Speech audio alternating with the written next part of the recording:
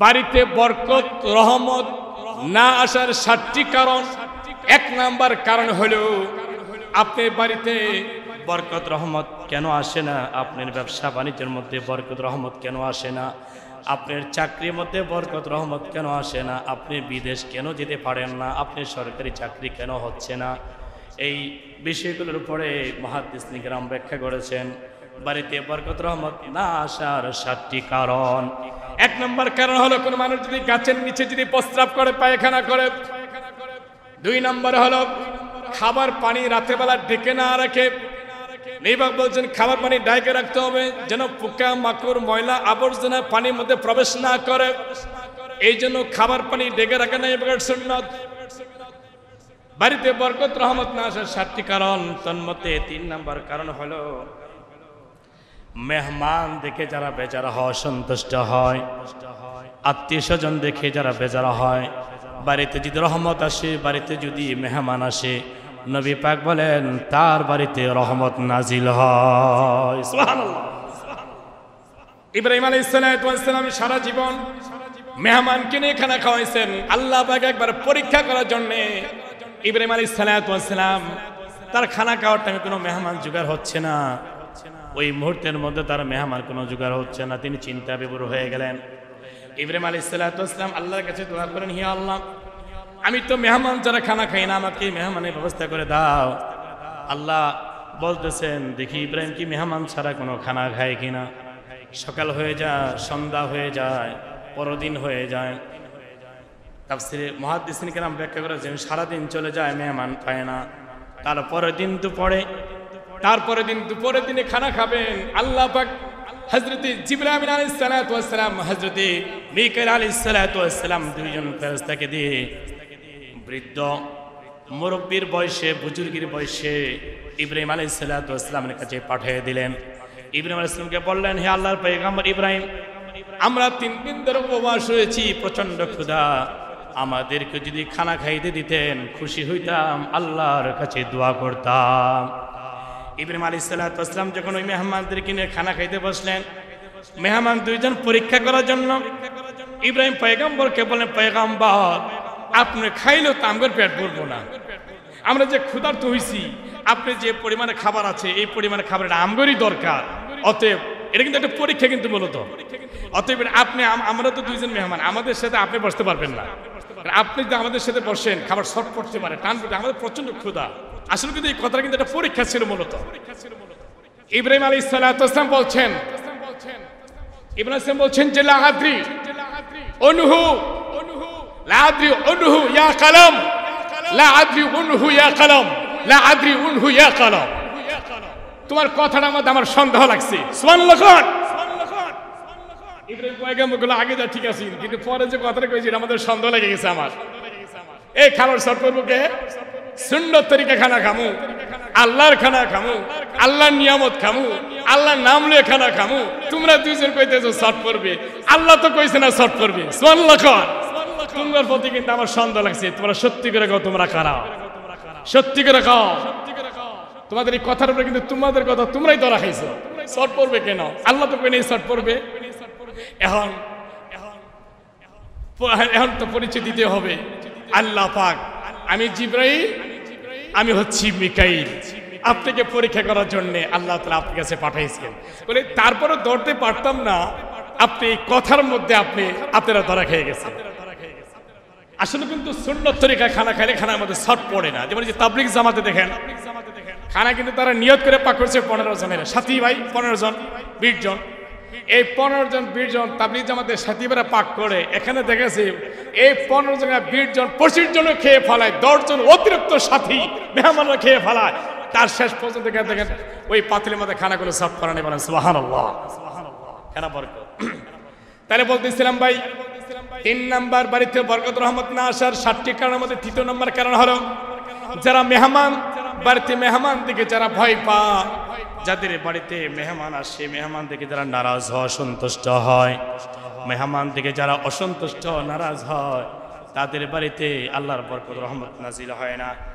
4 number বাড়িতে বরকত রহমত নাজিল হওয়ার, বরকত রহমত নাজিল রহমত না হওয়ার 4 নম্বর কারণ হলো দেরি করে ঘুম থেকে ওঠা। 4 নম্বর হলো বাড়িতে বরকত রহমত না আসার কারণে। 4 নম্বর হলো কি দেরি করে ঘুম থেকে ওঠা। কি বলা দেরি করে ঘুম থেকে ওঠা? এমন লোক আছে না, আপনি সারা রাত্রিবেলা আপনি দুনিয়ার বিভিন্ন বাজে কাজের মধ্যে, বাজে কাজ মানে আড্ডা, ফেসবুক, ইউটিউব, বিভিন্ন দিক দিয়ে সময় আপনি যেভাবে হোক আপনি সময় কাটাইছেন। আপনি রাতে 2টা 3টা ঘুমাইলেন, রাত্রে সকালে ঘুম থেকে উঠলেন আপনি 9টা বাজে 10টা বাজে গেছে ঘুম থেকে উঠলেন। এই যে এরকম অভ্যাস কিছু কিছু ফ্যামিলি তো আছে, স্বামী স্ত্রীর মধ্যেও আছে, স্বামী স্ত্রীর মধ্যেও আছে, ফ্যামিলি পরিবারের মধ্যেও আছে। গিয়ে দেখবেন ওই ফ্যামিলি পরিবারের মধ্যে আল্লাহ পাকের রহমত নাজিল হয় না। নবী পাক এক সাহাবী বলছিলেন, হযরতে আবু ওয়াক্কাস রাদিয়াল্লাহু প্রবীণ সাহাবী, এটা আবু ওয়াক্কাস ইসলাম গ্রহণের প্রথম যুগের কথা বলতেছি, তখন তার প্রবীণ ছিল না।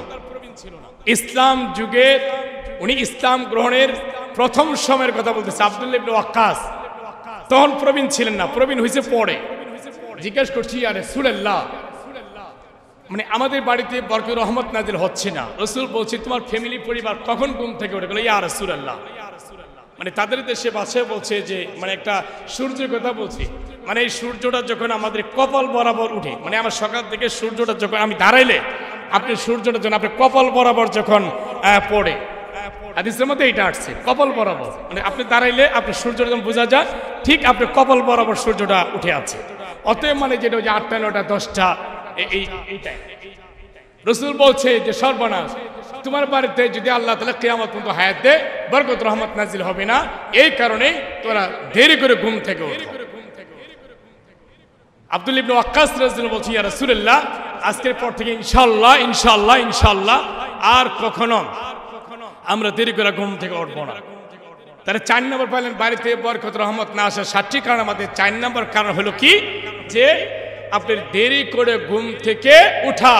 এই জন্য দেরি করে ঘুম থেকে উঠবো না, শেষ সাথে যত তাড়াতাড়ি পারবো আমরা শেষ সাথে জাগ্রত হয়ে যাব, শেষ সাথে ঘুম থেকে উঠে ফজর নামাজটা কমপক্ষে জামাত পড়ার জন্য চেষ্টা করবো ইনশাআল্লাহ। আর অফার আছে, আল্লাহ পাক অফার দিয়েছেন বুখারী শরীফ কিতাবুস সালাতের ভিতরে, বুখারী শরীফ কিতাবুস সালাতের ভিতরে 2119 নম্বর হাদিস, বুখারী শরীফ কিতাবুস সালাত 2119 নম্বর হাদিস। নবী পাক বলছেন, যে ব্যক্তি এশার নামাজ সে দাঁত দিয়ে নখ কাটে, দাঁত দিয়ে নখ কাটার এটা কুঅভ্যাস, খারাপ অভ্যাস। নখ যদি আপনি বড় হয়ে যায়, আপনি নখ কমপক্ষে প্রতি সপ্তাহে একদিন নখ কাটবেন, 2 সপ্তাহ কমপক্ষে নখ একদিন আপনি কাটবেন। সপ্তাহে একদিন বৃহস্পতিবার নখ কাটানো এবার সুন্নত, প্রতি বৃহস্পতিবার নখ কাটা আপনার সুন্নত, গোঁফ কাটা প্রতি বৃহস্পতিবার সুন্নত। সর্বঊর্ধ্ব 40 দিনের বেশি যেন না যায় আপনার গোপনাঙ্গ পশম, আপনার গোপনাঙ্গর পশম আপনি শেভ করছেন, এটা 40 দিনের বেশি যেন না হয়। 40 দিনের বেশি দিন যদি হয়ে যায়, প্রত্যেকটা মুসলিম কিরাম ব্যাখ্যা করেছেন, নেবে বলছেন তোমার শরীর পবিত্র হবে না, তোমার শরীর পবিত্র হবে না, অপবিত্র থেকে যাবে, গোসল করলেও অপবিত্র থেকে যাবে। এই জন্য 40 দিনের ঊর্ধ্বে যেন তোমাদের গোপনাঙ্গের পশম যেন তোমরা পরিষ্কার করবে, 40 দিনে বেশি যেন না যায়। আর সবচেয়ে তাকওয়া হলো প্রতি বৃহস্পতিবার নখ কাটবেন, আপনি গোঁফ কাটবেন, আপনি গোপনাঙ্গের পশম পরিষ্কার করবেন প্রতি সপ্তাহ, তার সময় না হলে 2 সপ্তাহ পর, তার সময় না হলে 3 সপ্তাহ পর, এর চেয়ে বেশি যেন না যায়। এটা আমাদের খেয়াল রাখতে হবে। তারপরে 5 নম্বর পাইলাম কোনটা, যে বাড়িতে বরকত রহমত না আসার 5 নম্বর কারণ পাইছি আমরা, যে দাঁত দিয়ে নখ কাটা, কখনো দাঁত দিয়ে নখ কাটবেন না, এটা ক্ষতিকারক, সুন্নতের পর খেলাফ। আপনার ভিতরে এটা রোগ জীবাণু, নখের ভিতরে রোগ জীবাণু থাকে, এইটা রোগ দিয়ে কামড়ানো কারণে আপনার ভিতরে রোগ জীবাণু পেটের ভিতরে ঢুকতে পারে, এই জন্য নবী নিষেধ করেছেন। 6 নম্বর হলো ঘরের মধ্যে কিছু মহিলা আছে রাতেবেলা ঘর ঝাড়ু দিয়ে ময়লা আবর্জনা এক সাইডের ভিতরে জমা রাখে। 6 নম্বর বাড়িতে বরকত রহমত না আসার 7টি কারণের মধ্যে একটা কারণ, বাড়িতে আপনি যে মা বোনেরা যারা ঘর পরিষ্কার করে যে বা তরকারি কোটে, ঘর পরিষ্কার করে বা তরকারি কোটে ময়লা আবর্জনাগুলো ঘরে এক কোনায় জমায় রাখে, এটা নবী পাক নিষেধ করছেন। একদিন আম্মা আয়েশা সিদ্দিকা রাদিয়াল্লাহু তাআলা খেজুরের খোসা হাদিসের মধ্যে আছে খেজুরের খোসা।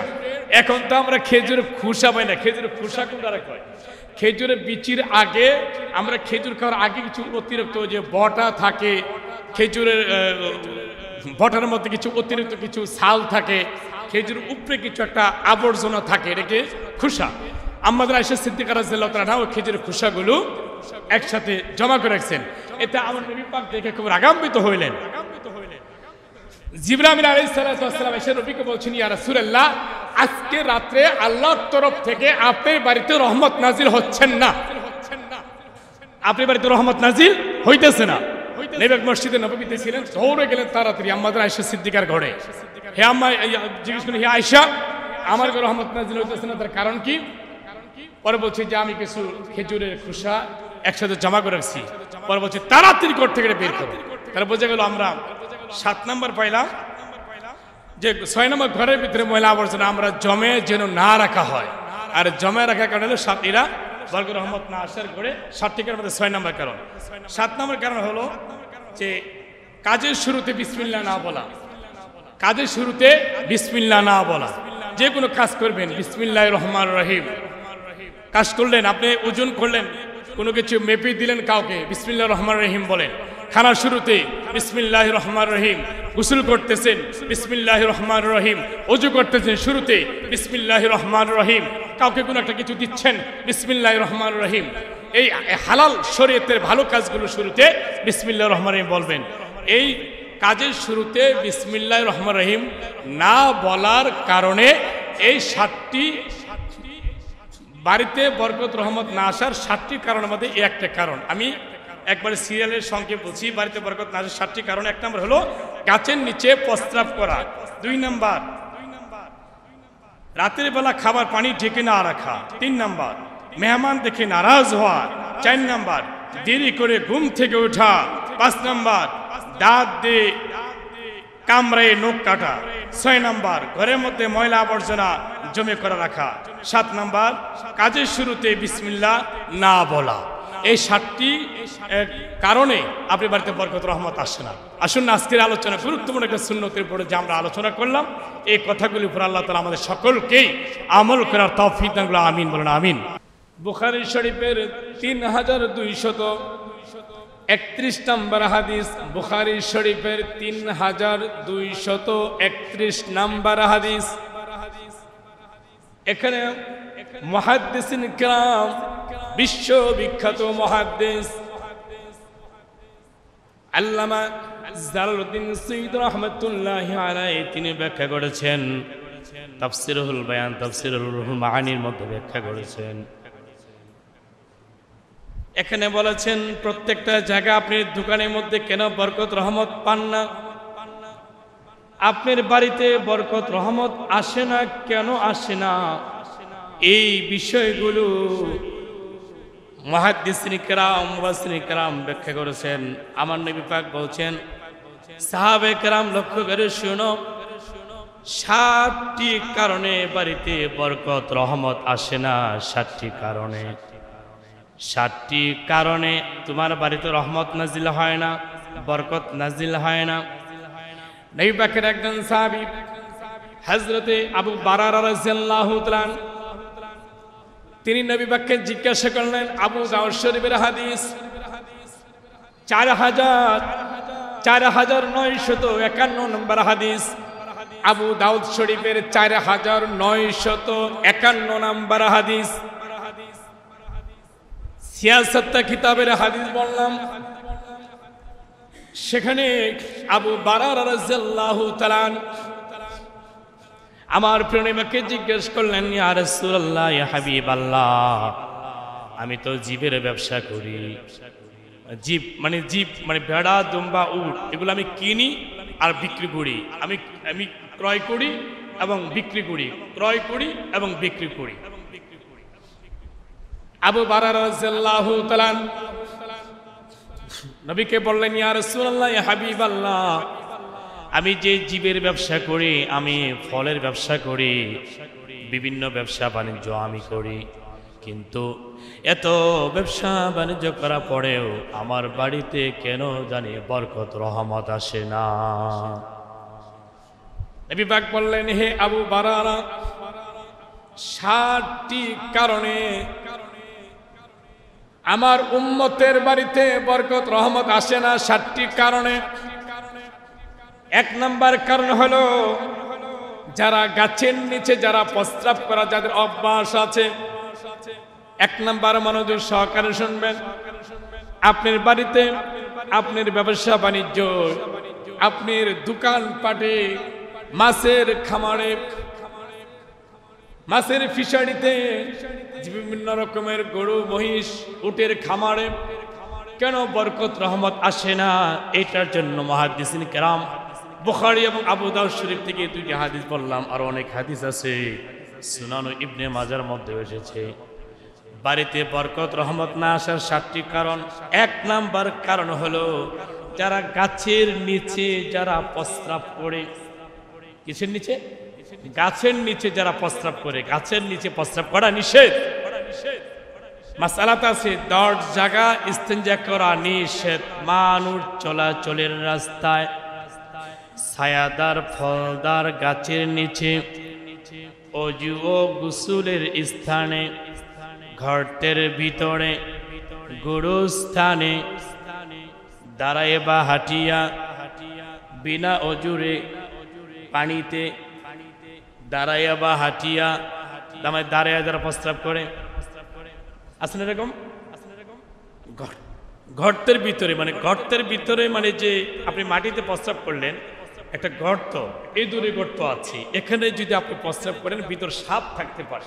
আপনি প্রস্রাবটা ভিতরে যাওয়ার পরে বা ভিতরে কোনো পোকা থাকতে পারে বা সাপ থাকতে পারে, ওই প্রস্রাবের অ্যাকশনে, প্রস্রাবের ঢকে, প্রস্রাবের গরমে ওই জীবটা বের হয়ে বা সাপটা বের হয়ে আপনাকে ধ্বংসন করতে পারে। এই জন্য 10 জায়গায় ইস্তেঞ্জা করা নিষেধ মানুষ চলাচলের রাস্তায়। 1। 2 নাম্বার ছায়াদার ফলদার গাছের নিচে। 3 অজু ও গোসলের স্থানে। 4 গর্তের ভিতরে। 5 গুরুস্থানে। 6 দাঁড়ায় বা হাঁটিয়া। দাঁড়ায় বা হাঁটিয়া মানে দাঁড়ায় প্রস্রাব করা, ইস্তেঞ্জা করা নিষেধ। এই যে এখন একটা বড় কমোড বের হয়েছে, যেটা যে মানে একবার দাঁড়ায়ও না, একবার বসেও না, যে একটা বেরিয়েছে যে মানুষে ইস্তেঞ্জা করে বাথরুম করে। এটা বড় বড় আমাদের আকায়েবের যারা উলামায়ে কেরাম তারা ব্যাখ্যা করে দেখছেন, এটা দাঁড়ায়ও না, বসেও না। কিন্তু এইটার মধ্যে রুগী যারা, অসুস্থ যারা, তারা একেবারে বসতে পারে না, তাদের জন্য হিসাব ভিন্ন।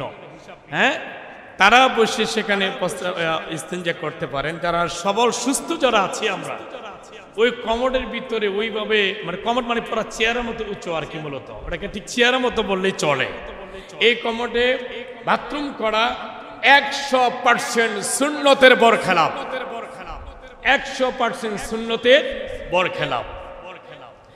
এরপরেও ওই কমোড জাতীয় মধ্যে বিভিন্ন জায়গা দেখা যায়, বিভিন্ন অফিসে পাওয়া যায়, বিভিন্ন কারো বাড়িতে থাকতে পারে, যে আপনার দাঁড়িয়ে প্রস্তাব করার সিস্টেম করছে। দাঁড়িয়ে মানে দাঁড়িয়ে ওটা প্রস্তাব করার সিস্টেমটাই করছে, দাঁড়িয়ে প্রস্তাব করা। এই সিস্টেমটা যে চালু করলো সে গুনাহগার হবে, ওই সিস্টেম করলো চালু করলো সে গুনাহগার হবে, যে দাঁড়ায় প্রস্তাব করলো সেও গুনাহগার হবে। আর যে চালু করে দিল বিষয়টা, এই যে সুন্নতের বরখেলাপের বিষয়টা চালু করে দিল, খ্রিস্টানি চলন, খ্রিস্টানদের চলন, খ্রিস্টানদের বলন, খ্রিস্টানদের উঠা বসা, খ্রিস্টানদের যে কালচার, এটা যারা চালু করে দিল, এটা ওর গুনাহ হবে। ওই কমোড কিনে যারা ব্যবহার করবে তাদের গুনাহ হবে।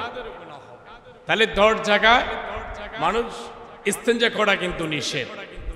এখন এই যে ছায়াদার ফলদার বলা হচ্ছে, একটা ছায়া দান করে, এটা মানুষ প্রচন্ড গরমের মধ্যে ছায়াদার কাছে নিচে এসে বিশ্রাম করতে পারবে, রেস্ট নিতে পারবে। এটা ফলদার কাছে নিচে প্রস্রাব পায়খানা করা নিষেধ, হারাম। কারণ সেখানে ফল খালি মালিকেই খায় না, ফলের গাছের নিচে পড়ে ছোট ছোট বাচ্চারা ঠুকেও খায়, বাচ্চারাও কিন্তু খায়। এই জন্য এগুলো করা যাবে না। তাহলে আমরা বাড়িতে বরকত রহমত না আসার 7টি কারণ। 1 নাম্বার কারণ আমরা জানতে পারলাম, যারা গাছের নিচে যারা প্রস্রাব করে, গাছের নিচে যারা পায়খানা করে, এই গাছের নিচে প্রস্রাব পায়খানা যারা করে, তাদের বাড়িতে কোনোদিন বরকত রহমত আসবে না। বাড়িতে বরকত রহমত না আসার 2 নাম্বার কারণ, রাত্রের বেলা খাবার পানি ডেকে না রাখা, রাত্রের বেলা খাবার পানি ডেকে না রাখা। এখন তো আলহামদুলিল্লাহ আপনার এই বিভিন্ন আপনার ট্যাপ আছে বা কল আছে, এটা আমরা সুইচ সিস্টেম ব্যবহার করি। হ্যাঁ, সুইচ অন করি পানি পড়ে, সুইচ অফ করি পানি অফ হয়ে থাকে, এটা সিস্টেম। কিন্তু এটা তো সব জায়গায় নেই, এটা তো শহর ভিত্তিক যেখানে তাদের বাড়িতে থাকতে পারে, কিন্তু গ্রামগঞ্জে তো নেই। হ্যাঁ, তো খাবার পানি কেউ কলসিতে রাখেন, কেউ জগের ভিতরে রাখেন, হ্যাঁ, কেউ মগের ভিতরে রাখেন, কেউ গ্লাসের ভিতরে রাখেন। নবী পাক বলতেছেন ওই খাবার পানিটাকে ডেকে রাখতে হবে। রাতের বেলা খাবার পানি ডেকে না রাখা, ডাইকা না রাখা, এটা বাড়িতে বরকত রহমত না আসার এটা দ্বিতীয় নম্বর একটি কারণ। চমৎকার আলোচনা, খুব মনোযোগ সহকারে শুনবেন। এখন আসেন, প্রত্যেকটা কথার সাথে আমরা হাদিসের সাথে একটু মিলিয়ে নেই। খাবার পানি আমরা ডেকে রাখার কারণ কি? পানি খাওয়ার মধ্যে 7টা নবী পাক সুন্নাত বলেছেন। এক হাদিসে কারিমায় 7টা বলেছেন, আরেক হাদিসে কারিমায় 13টা বলা আছে।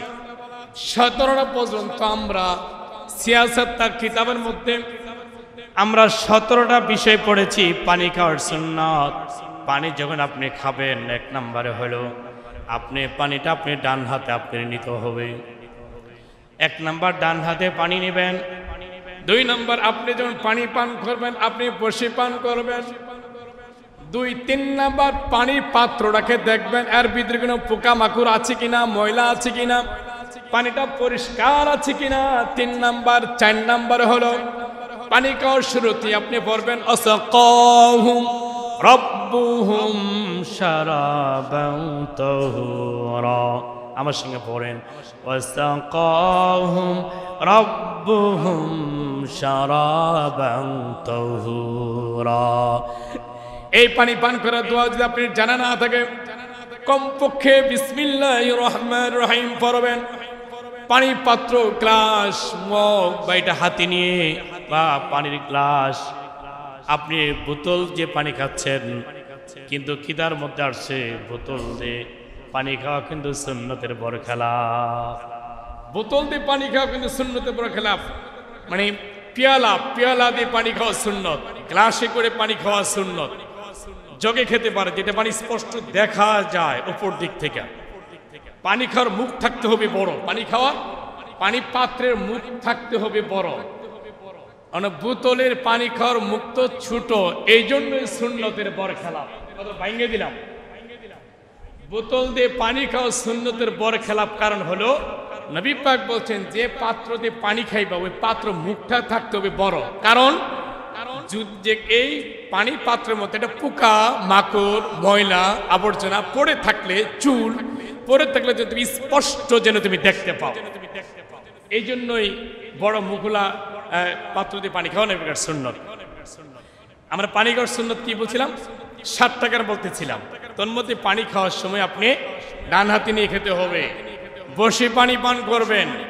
পান করার সময় আপনি পাত্রটা দেখে নিবেন, গ্লাসটা দেখে নিবেন ভালো করে, ভিতরে ময়লা আবর্জনা আছে কিনা। হ্যাঁ, 4 নম্বর হচ্ছে আপনি পানি খাওয়ার শুরুতে বিসমিল্লাহির রহমানির রহিম পড়বেন। যদি পানি খাওয়ার দোয়া যদি আপনি জানা না থাকে, ওয়াসাকাহুম রাব্বুহুম শারাবান তাহুরা, এইটা যদি আপনি জানা না থাকে বলবেন বিসমিল্লাহির রহমানির রহিম। পানি খাওয়া শেষ, তারপরে বলবেন আলহামদুলিল্লাহ, আলহামদুলিল্লাহি রাব্বিল, বলেন আলহামদুলিল্লাহি রাব্বিল। এটা পানি খাওয়ার পরে এটা পড়বেন। আচ্ছা, গেল 4 নাম্বার। 3 শ্বাসে পানি খাবেন। কয় শ্বাসে ভাই? 3 শ্বাসে পানি পান করবেন। পানি 1 হাতে পানি খাবেন না, 1 হাতে পানি খাওয়া সুন্নত না, 2 হাতে পানি খাওয়া সুন্নত। 1 হাতে পানি পান করবেন, এটা সুন্নত নয়। 2 হাতে পানি কিভাবে খাবেন আমি প্র্যাকটিক্যালে দেখাই দিচ্ছি। আরেকটা বিষয়, যারা বাম হাতে পানি খান শয়তান খুশি হয়, আল্লাহ বেজার হয়। অনেকে বাম হাতে পানি পান করে, বাম হাতে কেরিয়ার, এটা তার কেরিয়ার, এটা তার মানে বাম হাতে পানি করে তার এটা হোয়াইট।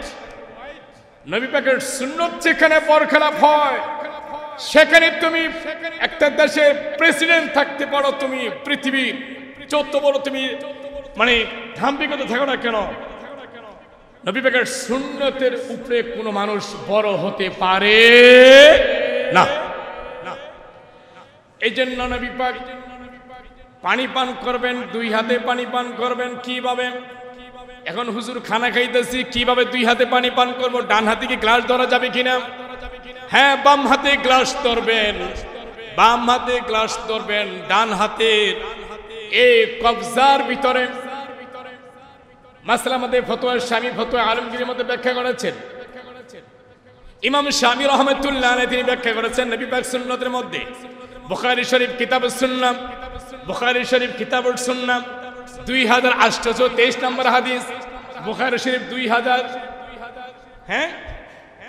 323 নম্বর হাদিস, 223 নম্বর হাদিস। এখানে বলছে যে হাতের কবজি, এই কবজির মধ্যে গ্লাসটা ঠেকাবেন, ঠিক এইভাবে 3 নিঃশ্বাসে পানি খাবেন। এটা নবী পাকের সুন্নাত।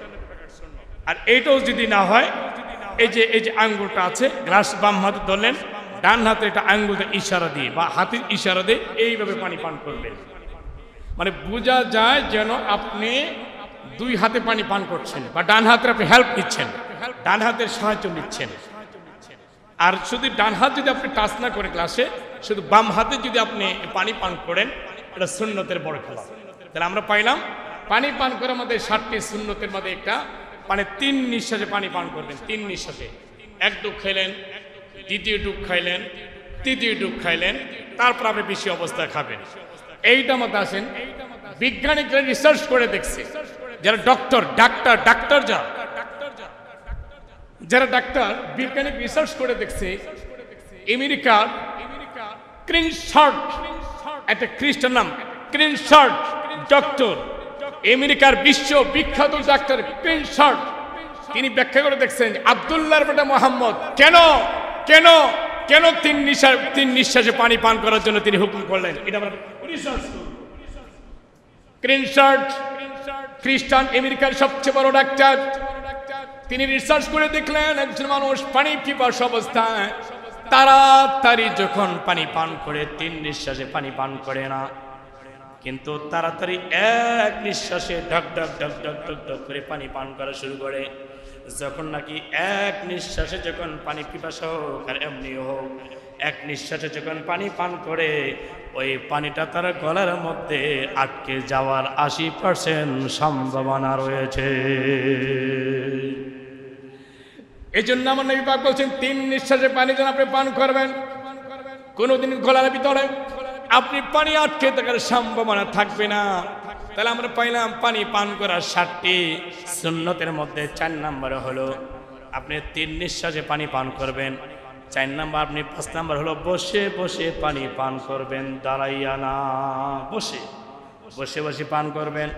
পানি পান করার পরে আল্লাহর শুকর গুজার করবেন, আলহামদুলিল্লাহি রাব্বিল আলামিন,